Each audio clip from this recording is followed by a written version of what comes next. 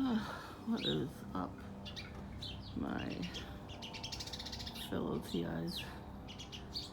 Ooh. Finally, hear the helicopter, of course, as soon as I came out here. The birds, a flower. We got at least one little flower right there. And a couple flowers. So I was watching some videos earlier, and that's when the helicopter first came down. Yeah, wow, that's loud.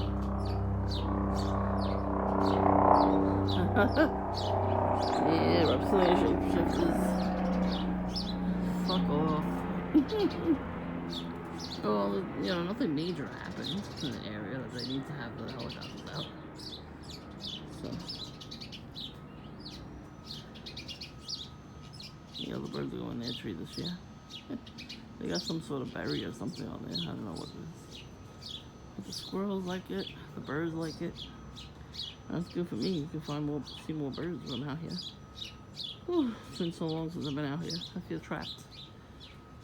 Trapped like a rat. That the perps are. Yeah, so as you can see, when you go to the hospital for anything, you will get gang stalked. Another booty band that you saw him screaming at his girlfriend. You could tell they're both high on something. No way would any normal human being take abuse like that from their boyfriend. And he's only her boyfriend anyway, he's not even a husband. He called the nurse, I don't know how many fucking times. He's all hunched over, hunchback. I'm telling you, they make fun of us too. I had a hernia disc surgery years ago, so I'm a little crooked when I walk. They took pieces of my spine out and they fused the other ones together, so I'm a little crooked. They don't have the surgery like that today. I could have fucking been paralyzed from that shit. Oh, God was on my side, so I did not get paralyzed. But I do believe that was a spirit that entered my spine. Oh, the morning doves are coming. Anyways, beep beep. I go back to them. They know I'm out here. That's why they're doing that. And they probably heard the door open anyway. So psychopaths that they are. They're listening for every little noise. Anyways. Yeah, so I slept in the hospital, but not too much, as you can tell, with the 2 videos I posted. As soon as I got up in there, but there was actual people in there that actually, had issues. Like one lady fell backwards and broke her ankle, and she needed to have 2 stents put in. Oh. She was yelling at them because they didn't order her ibuprofen, which that's what she uses. She can't. You break your foot or anything like that, you need ibuprofen, not Tylenol. That shit ain't gonna work for that. So she's like, I had to Uber the ibuprofen to get here. She was screaming. I thought she was, being a gang stalker. So, because she was screaming too, like every area they put her in, she was screaming. She's like, I didn't even get an X-ray. That is true though. At least get her a CT scan. The CT scan was right near the exit. The CT scan room. An injury like that, no. You should automatically go to the CT scan room and get that checked out. So I agree with her on that. So that was an actual patient, not a mental case. That guy with his ass hanging out was a drug addict. And that's probably how he hurt his back too. He hurt his back. He was probably doing some stupid shit while he was on drugs. And he called himself to be a drug addict. And then he found a girlfriend that, was naive enough to be with him and do drugs with him. And take his shit. Like, I don't take nobody's shit no more, so nobody's gonna date me. That's how this world works, so. What can I tell you?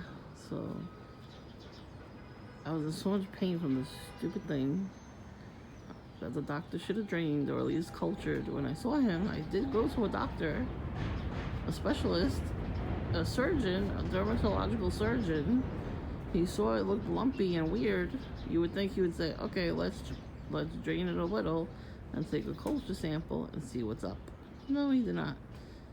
Because it was on the sinus duct and it would have come back anyway. Like, this is not a regular cyst. I already knew it wasn't. It was a little old lumpy. You ever had a pop it's not a real gun. It's what the fuck is it called now? It's a play gun, but the bullets look like they're red and they're round. So the plastic, they're plastic. You put them in you can get them in the store, the refills. I forgot what they're called, but that's what it looked like. The same shape. I was like, I knew that wasn't a regular cyst because every other one give me antibiotics for and it drains on its own, or just drains on its own. You know, I feel it gets to a head and I just squeeze it out, and then I put the bacitracin on it once it's dry with a Band-Aid. You know, for a couple days, and it starts to heal. But this one, no, it got bigger. I hate that he said that though, that he didn't want to do it. And then he's like, if it gets bigger, just email me or call. I'm like, what kind of fucking doctors are these? This is gang stalking. That's exactly what that is. Because I had a cyst one day that got really big. It was like 3 separate cysts on top of each other. Because it was small. And I was like, could you do a culture sample or something? He's like, no, I can't really do anything unless it gets bigger. So then at that point, it had gotten bigger while I saw the doctor, for the next follow-up. So I was like, good, he'll see it. And he saw it. He's like, oh, wow, that did get bigger. No, really, Columbo? Told you it was going to get bigger. But he drained it. He packed it with I forgot what it's called. Gave me antibiotics. He put one of the big Band-Aids on with the gauze. And then 2 weeks later, I went to go see him, and he took everything out, and he didn't sew the area back up, so there's a little hole now. But I had to put bacitracin on it every day. So the hole kind of closed up, but it still stayed, open a little bit. But it's dry. Forget about trying to fix that hole, because they don't want to do nothing. When you're in TI, doctors do stuff like that. That's why I was like so angry with this doctor. So I went to the specialist. I did not drain it. I went to the specialist to make him look at it. I even had my primary doctor look at it. And she goes, okay, we have a surgeon here. And I saw the other one already, and he said the same thing. He wasn't going to drain anything. And then I was like, okay, hopefully this guy says at least he'll take a culture sample of it. But no, he didn't. He said the same thing the other doctor said. It's the same building, so maybe I shouldn't have did that. When you have certain restrictions, restrictive insurance and all that kind of stuff, you go to whoever is in there. What I should have did was I should have called my insurance to see, any doctors would guarantee drainage. You wouldn't take a culture sample. So now I know for next time. So yeah, I had chills and migraines. And I was overheated, so I knew something was wrong with it too. So I emailed the doctor when I first felt it come up to be big, because it wasn't big, but I was having trouble doing certain things. So it's like it has to be from that, because one side of my stomach is lower than the other, where the thing is, or the bump. So I was like, this is not right. So I started doing exercises before bed. I was doing sit-ups before bed, so you know what I mean. And I felt it. I was like, that's gonna not work. And then I only could do one side, one leg. I'm like, wait a minute, this whole part of my body was getting smaller. I felt it inching, and then all of a sudden, that's why I felt it. I felt it get bigger, because I was doing the exercises. If I didn't do those exercises, I probably wouldn't have felt it. You know how gang stalkers feel about us exercising? Especially if we're overweight or obese and we start exercising, forget about it. They fucking hate our guts. They do everything they can to stop us. But that's why. That's why every time I go to the physical therapist, I'm exercising. I'm on the bike for 10 minutes. I'm doing arm rests, arms, and, I forgot what they're called. 8-pound weights for that. All arm exercises they tell me to do. And I'm in the window seat, so I see the cop cars coming by. And the ambulance. And then all the people wearing red and black. And then the handler with his hand sticking out of the window, even though it's winter time, watching me from across the street. I look right at them too, and as I'm doing my arm exercises, yep, I'm getting some exercises. What are you gonna do about it? Nothing. Ooh, what kind of bird is that? I don't know if it's a mourning dove or not, but it's huge. It doesn't look like one. Yeah, we have a lot of mourning doves lately. That's pretty cool. I was happy to see the cardinal. So the stupid doctor got back to me after I emailed him the next day. I was surprised they actually called. I said to go to City MD and then the ER if they can't help you there. He actually said he wasn't there for another 2 weeks, of course. So I wouldn't have been able to go in there to check it. They don't have no CT scan there. So anyways, that was an ordeal too at the hospital, let me tell you. Well, I got in the ER quicker because City MD printed a note for me to get in. So I had my vials taken right away.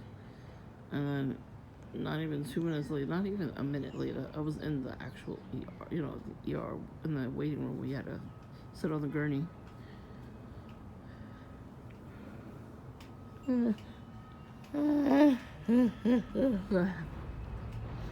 So yeah, that's where the gang stalking really happened. It didn't happen when I first got there. There wasn't that many people in the waiting room. They had the machine where you put your face in it for your safety, that type of machine. And then they had a sign. I should have taken a picture. I didn't have time to take a picture, but there was a sign to not do any TikTok dances in the waiting room. That's pretty shitty though. If you don't know, you shouldn't do that in a hospital, something's wrong with you. I just thought it was funny. So I get on the gurney, right? And I get to the doctor. The doctor finally sees me. I am poked and prodded because the damn veins kept moving. They did an ultrasound to find the vein, but it kept moving. So they tried both arms, both hands.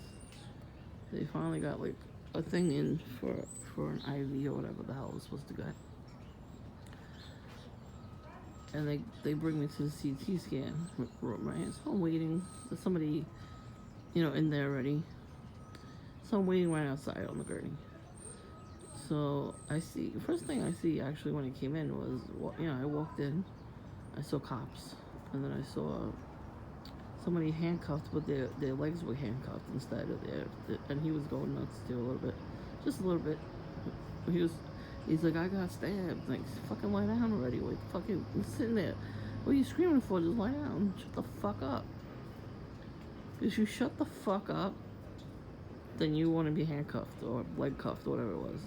That's why he got leg cuffed. They don't understand. You think all these people are crazy like that. They're fiending for drugs and stuff in the ER or whatever. They don't understand. The more you scream, the more they're not going to help you. I've lived through that whole crap, so I know. Anyways, I have stories. So I'm waiting there, and one of the workers, I don't know if he was security or something, or maintenance, he was somebody. He had camouflage shorts on, of course. His t-shirt said, "Obey the system," with a pedophile swirl and a skull. And he walked past me, I don't know how many times while I was waiting there. I'm like, you motherfucker. I wrote it down in my notes because I didn't want to forget that I saw it. That's the first stalking, really. So then I go to the CT scan, the fucking thing pops out. So I couldn't get the damn thing done. I go back to the room, get another one, and then the doctor fucking left the first one in. The nurse took it out, and she put a new one. She's like, he didn't take the second one, the first one out? I'm like, nope. What a fucking asshole. He was an asshole. He was.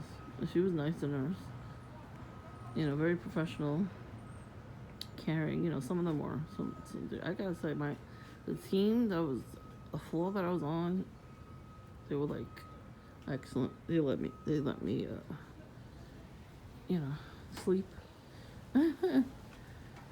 At some point, I actually slept. So, yeah. But yeah, so I get to the CT scan, and then I almost didn't have it because I was so pissed off that I had to go through all of that. So, I was getting anxious. And I go, "You're gonna have to come back another day." I'm like, "Nope." I closed my eyes and I went right in. I was like, "Fuck this, I'm not doing this again." And so by the time I get to the actual area where we wait until we get a room, that was an ordeal too. That took so many hours on it. I lost count of how many hours I was in there, just on that gurney. My ass was killing me. You understand? Killing me. My ass, my back, everything. So I kept sitting up because I could not fucking lie down. I couldn't lie down and sleep. Everybody was screaming in there at this point. So as soon as they put me in that area, this whack job comes around wearing red and black. She's completely talking to herself loud. But at one point I looked at her like, "Oh, here we go, red and black." And then I couldn't record at that moment because I was behind the curtain when I was recording that other whack job, the booty bandit. So nobody saw me. And that's why I was speaking so low too, because I wanted to hear me and telling on me. Because that's how gang stalkers are. If they hang out near you, forget about it. They start tattling on you. So I see her acting nuts. So I'm like, "Oh God, here we go for another gang stalker." The red and black, of course. And she looked around. She stopped at one moment. She looked around to see if anybody was watching her or gonna yell at her. And then she kept moving her head back and forth. She's like,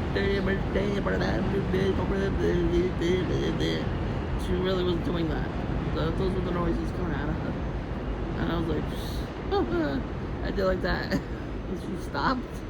And she got on the gurney. And when they rolled her to the front where the exit is, they had like extra gurneys there. As she was getting rolled, she was like, her arms were in the air flailing around. I was like, good show. Good street theater right there. I was like, nice gang stalking. I don't know if she heard it, but I said it. And then like a minute later, I hear her screaming at them again. She pulled her IV out. What a fucking asshole. Give her some fucking morphine. Shut it down. And there was a drunk guy in there. I kept throwing up the devil's horns. He probably really was drunk. But, not that drunk that he needed to be in the hospital. They were there for me. And anybody else that was, a TI. Yeah, I don't know if anybody else that was in the emergency room was a TI also. And then they put him next to me. I was like, "I know you're not putting that drunk guy next to me. I don't think so." I said it out loud like that. The nurse pulled his gurney away. I could tell like something came over her for a minute, where she put him in there, and she changed her mind after I said that. She rolled him away. I was like, "Fuck that! I am not hearing that shit," because he kept doing it. He kept screaming, whatever language he was speaking, I don't know, and he kept doing double tones. You hear the fucking honking? Fuck you! Fucking learn the rules of the road, and you won't fucking honk every fucking second. Now I'm just gonna get ghetto. Anyway, even the birds hate you.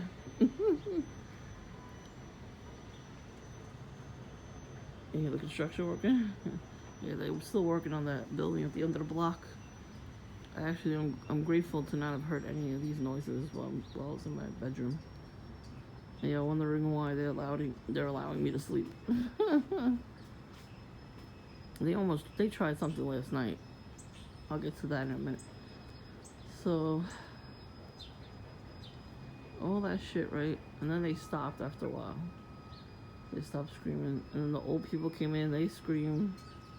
I understand that they're old. They're probably Alzheimer's or whatever, and they probably feel pain way more because they're frail and everything. It was annoying. It reminded me when we brought my father to the hospital. And he wasn't even that old. But they scream loud, I want to go home. I want to go home. The nurses, when they actually go to them, they're like, you can't go home. You need medicine.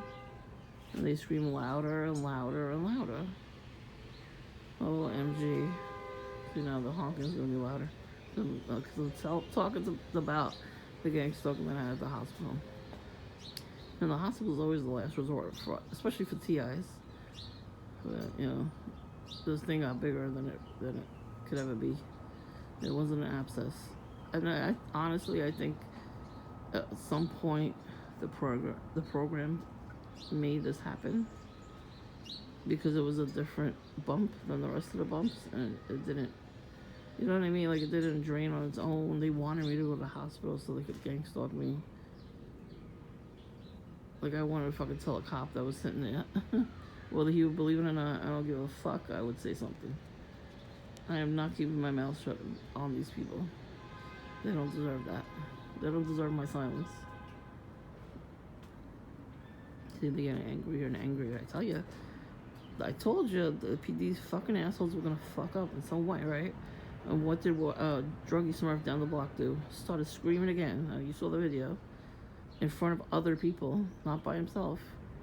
That means he's getting desperate. Good. So I'm gonna talk about that some more too. So anyways, see the honking? He's honking. That's on the other side too. They have to keep doing it. Yeah, they probably want me to stop talking. Oh, fucking well. Like I said, oh, fucking well. Anyways, I love it. It's like, it's entertaining. It's better than the news. So, And I'm out here, finally, after a couple of days of rest. I had to come out here to walk up and down here a couple times.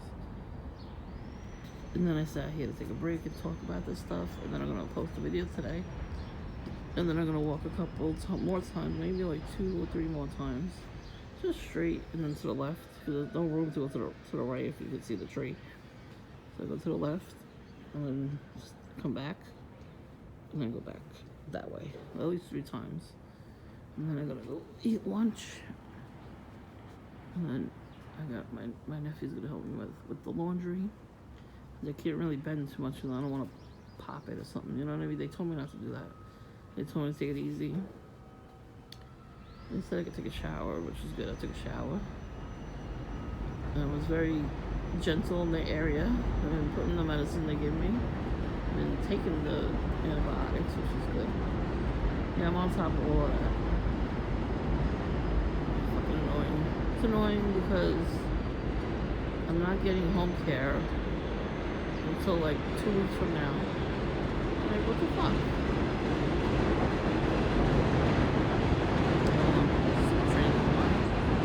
I miss taking the train sometimes too. That's who I had so many things planned. I wrote down a whole list of all the places I never got to go in the city, in Manhattan. Like, I used to go to Times Square and Rockefeller Center. 40. I used to go to. They used to have the Disney store there too. Like all these places. What was the other store I used to go to? South Street Seaport. That was fun. I used to go to business school there. That place was ghetto. I didn't get to complete it because they ran out of funding. And then they had another one, same thing. I never got any help. The caseworker never was able to help me find the work. And she was ghetto too. You would leave her a message and she'd be like, peace out on her recording. Like, peace out? You're a professional, you're supposed to say that shit. When you meet the client, you're still supposed to be a professional too. So that's what I mean by ghetto.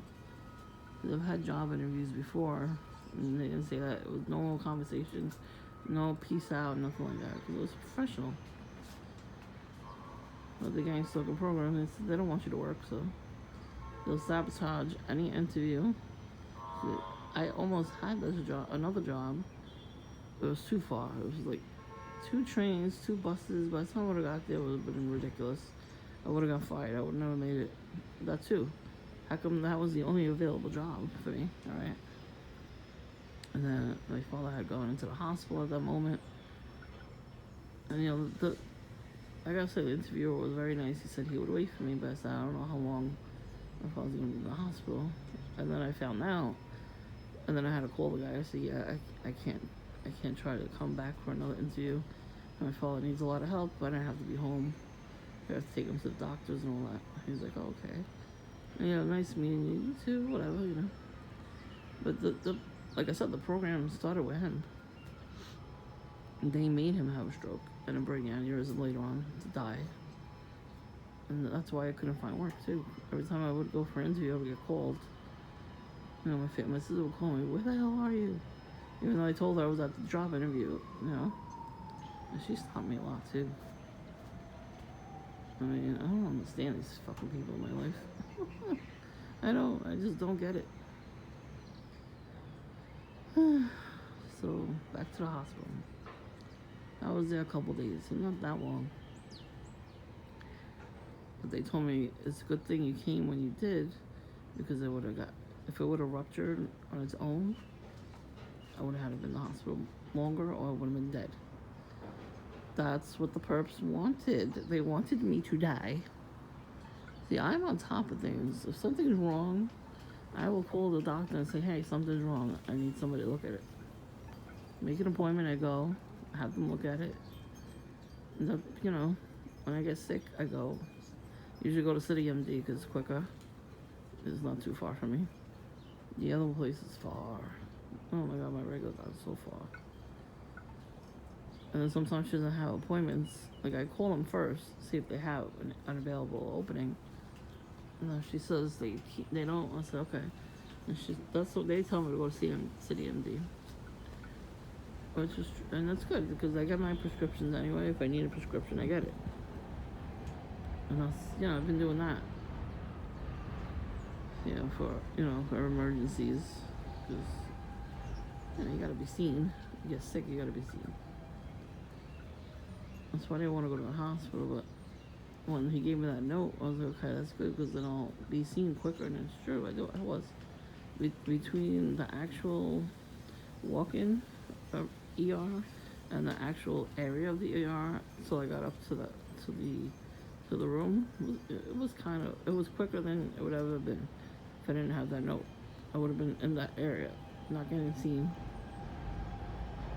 So lots of IV starting needle things, so I'm like all black and blue. Those ones going away. My hands, it was the worst. I kept moving that baby. Yeah, so when I got on the gurney, the nurse that was there, bing bang boom, he got the damn needle in. He got the blood work he needed to get. Everything came back normal. Nothing was high, nothing was low. So, and then another time his doctor came to get blood. I go, what are you, vampires? He goes, yes, I need a little blood. He's like, I'm gonna drink. I'm like, you use your straw. Yeah, I make him laugh. Then I had to say something. I was hungry while I was in there. And I ate at like 10 o'clock in the morning that day. And I got seen around 1-ish. Or 2 o'clock. I was like, yeah, I need something to eat. I got plenty of water in there, plenty of tea. Because tea lowers your blood pressure, it lowers your body too, like your body temperature. So that's why my temperature always stayed normal. It's always been like that though. Only one day I had 100-degree fever. Once. While I was in there. And my blood pressure was low once. And then I actually slept though. And I told them, can you close the light on the door? They asked me, do you want me to close the light on the door? I'm like, yeah. Actually, they helped me get back in the bed, and I slept for at least an hour. So that was pretty good. Compared to with all the fucking noise I heard, forget about it. So yeah, all that shit. There was a guy who broke his fucking ankle. Oh, that was horrible to see. He was playing soccer, and his ankle went the wrong way. So they had a big needle injected in them, for medicine, and they pushed it back in. Oh, that shit hurt. I was hurting too. It wasn't even my foot. Ooh, I was in pain. Hopefully they're all better by now. The normal people. So my flow is a couple older people and a couple of people that are about to go into the psych ward. You can tell. Hey. What setting do you use for your laundry?